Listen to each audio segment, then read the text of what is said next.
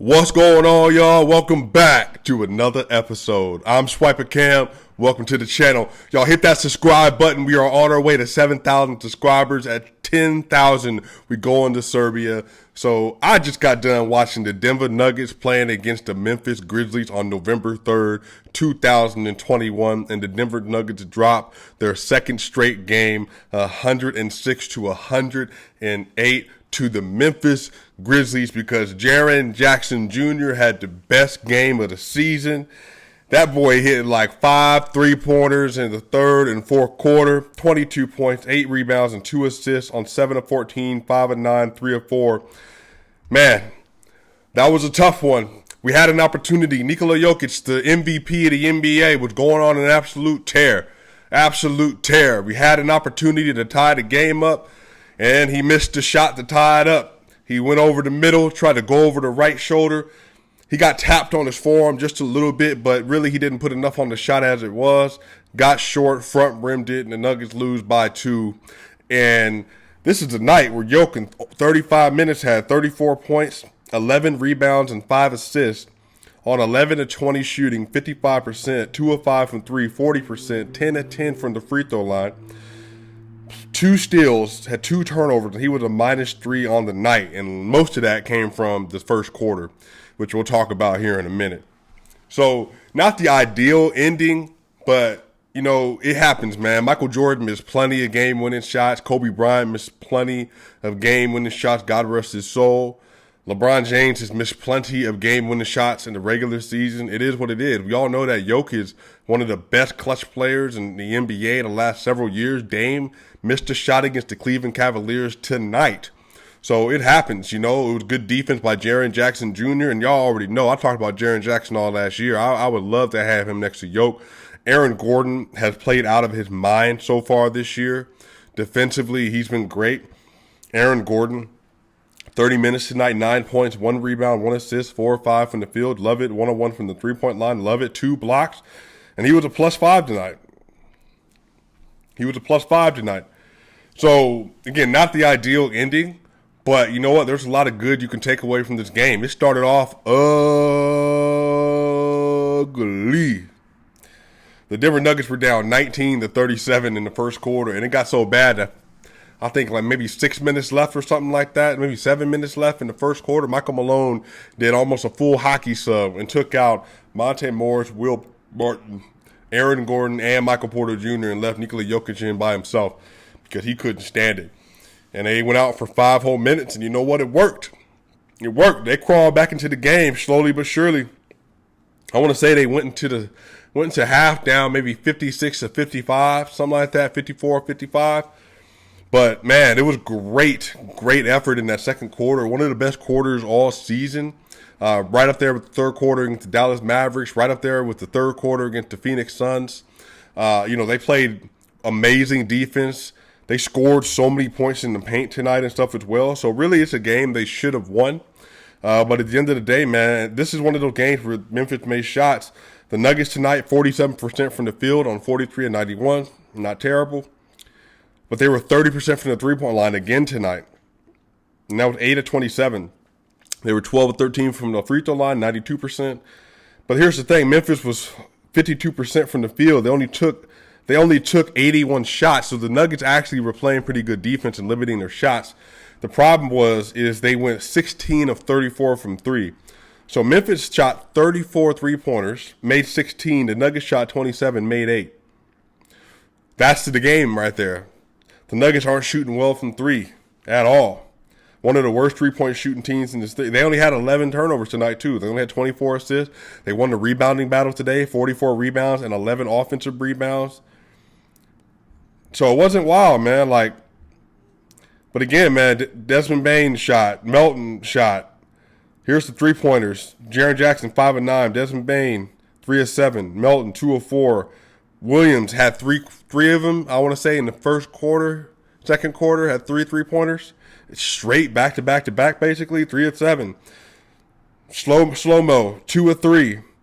And even Tyrus Jones, 1 of 1. So they were just hitting their 3-pointers, man. John Morant had a decent game, had a great layup. Jamal Murray type layup. He only had 18 points, 6 rebounds, and 6 assists on 8 of 16, and 0 of 2, and 2 of 7 from the free throw line with 3 steals, and he was a +5. Steven Adams tonight really battled against Jokic, 8, 8, and 4, and he was a +9. So, the starters tonight played very well for the Denver Nuggets. Will Barton had another great game. 40 minutes, though, that's really high for Will Barton. It's almost at the point where you're thinking about sitting him a little bit, but Will Barton, 26 points, 3 rebounds, and 7 assists on 11 of 21 from the field, 4 of 9 from the three-point line, 1 block, 2 steals, and he was a +2 in the game. The Denver Nuggets lost by 2. He was great at stretches. He had an amazing block, I want to say, in that second quarter. Tyus Jones had a transition fast break, and he thought he was going to lay it up, and Will Barton smacked it and came back down and scored. Will Barton has had some moments where he's looked really good. And so, like I said, man, if Will Barton is your 5th best player, with Jamal Murray healthy, you're doing very well as a squad. Because, again, Joe Harris is a great 5th option, or Blake Griffin, whoever you want to say, for the Brooklyn Nets. But Will Barton's a better overall player than Joe Harris is. Joe Harris is an amazing shooter, but he's a better overall player. So having Will Barton III as your 5th option is great. Michael Porter Jr. tonight. He, in 35 minutes, 12 points, 11 rebounds, no assists tonight, but he made some good passes. He was only 6 of 12. So, of the starters, he shot basically tied for the 3rd most shots with Monte Morris. He was 6 of 12 for 50%. And again, 0 of 3 from the three-point line, so still can't find that rim. But Porter, again, 1 steal, was a starters high +7. So that includes when the starters went down 20 points essentially in the first quarter. He was a high for the starters of +7. You know why? Because he played very good defense tonight. He was all over the place on the boards. He was playing good defense. He had, mental errors here and there, but again, that's basketball. Sometimes you do it. But that's the thing, man. Like, that was great play by him most of the day on the rebounds, on defense. He just can't hit shots right now. A three-pointer, but again, 6 to 12. See, that's what you want, man. You want Porter continuing to ascend. All right, he's 6 to 12. That's great. Let's take that. I'll take 6 to 12, Porter. That means you're at least taking good quality shots most times. If you're not hitting your three-pointers, you're still getting mid-range shots. You're still getting inside the paint. He got some great restricted stuff, getting into the paint, getting some steals today. Great hustle plays. So I know Porter is not doing what we expected him to do so far, 8 games into the season. But I'm honestly, again, I'm more encouraged by the fact that he seemingly is rounding out his game. What I don't like is that the Nuggets still seem to treat him as if he is not a max player. And by that I mean Will Barton has the ball in his hand way more than Porter does. Here's the thing. That's good because Will Barton's a playmaker. But here's my thing.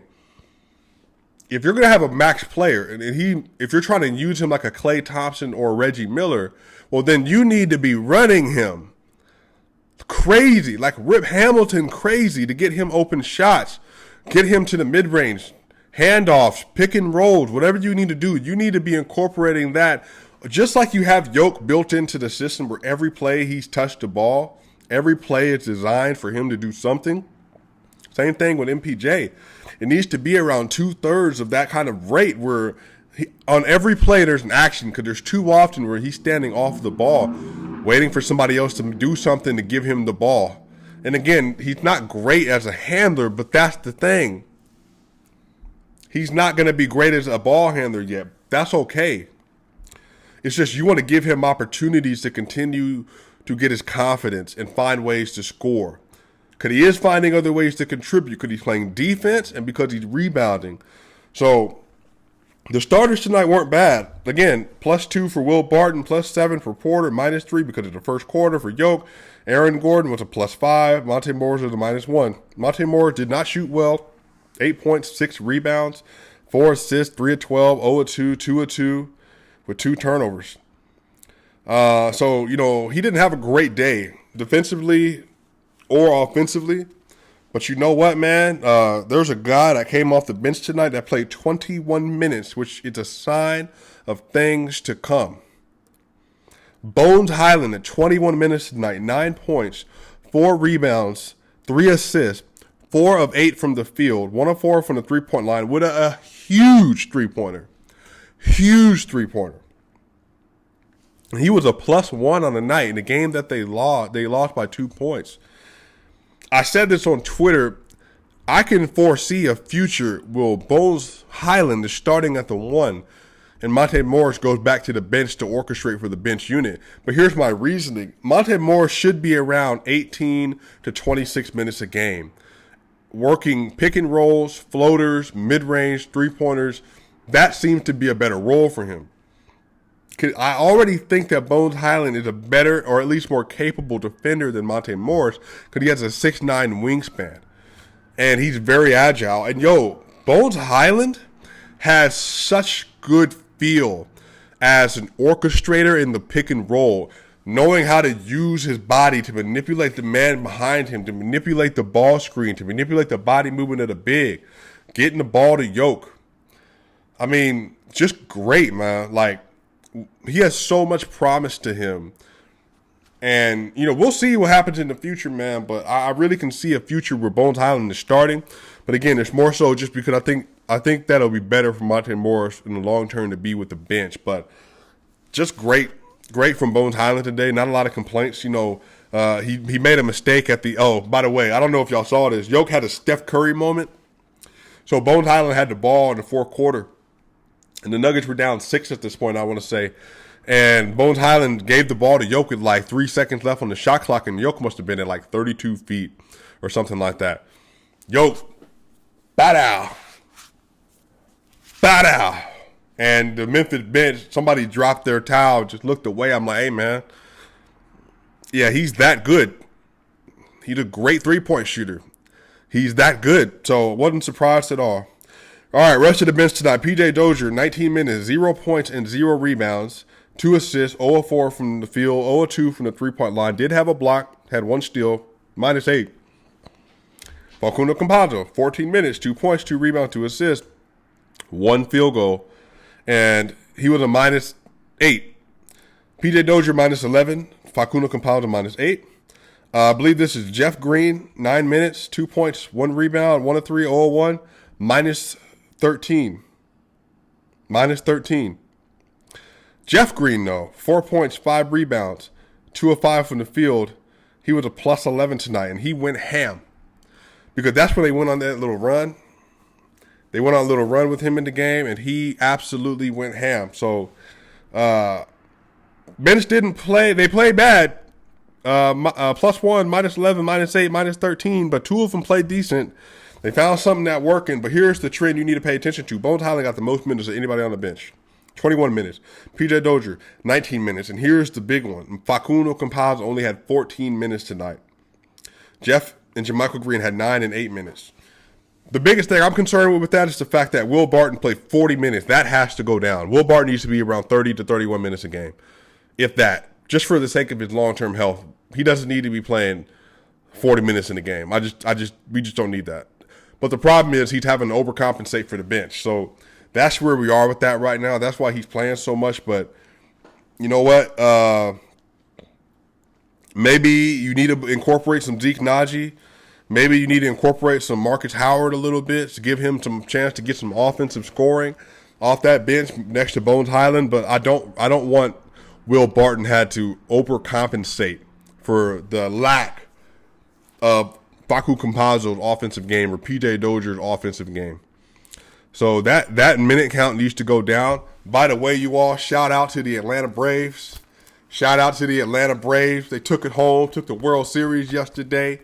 They took the World Series against the Houston Trash Cans. The Houston Astros. Shout out to the World Series champions, Atlanta Braves, Atlanta's very own. What a series, man. So hopefully we can rub some of that off on the Nuggets. So I'm going to start wearing that this season. Hopefully we can rub some of that championship vibes off on the Nuggets, especially when Jamal Murray comes back. So I'm not too down about it. You know, you don't like seeing them lose 2 in a row.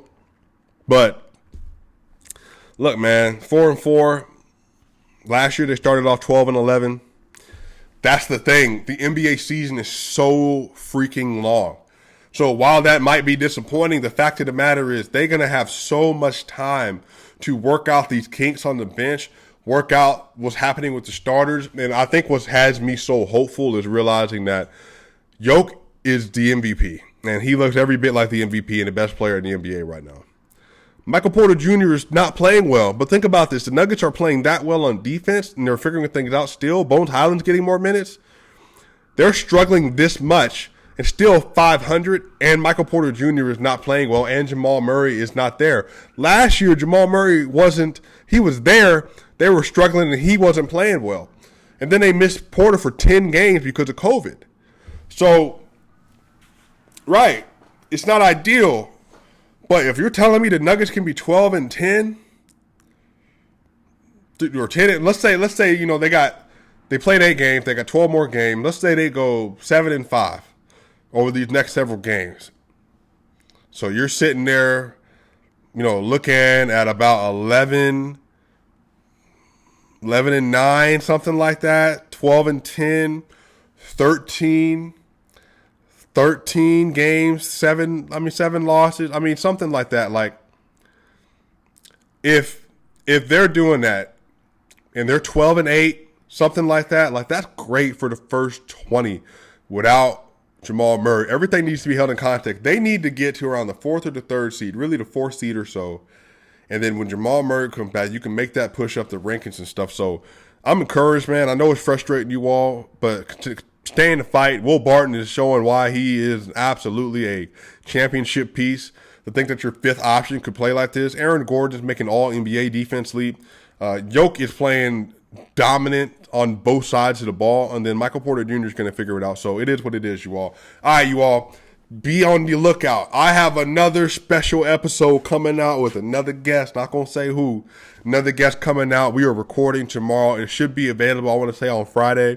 So be on the lookout for some more content coming out. I'm trying to do it big for y'all this year. Give y'all content all season. Again, I know I took some time off in the off season, but good. We ramping it up. So hit that subscribe button, you all. So many of y'all in the comment section ain't subscribed yet. Hit the subscribe button. Build the community. The faster we build, the more we can do, you all. All right, y'all. I'll see y'all on the flip side.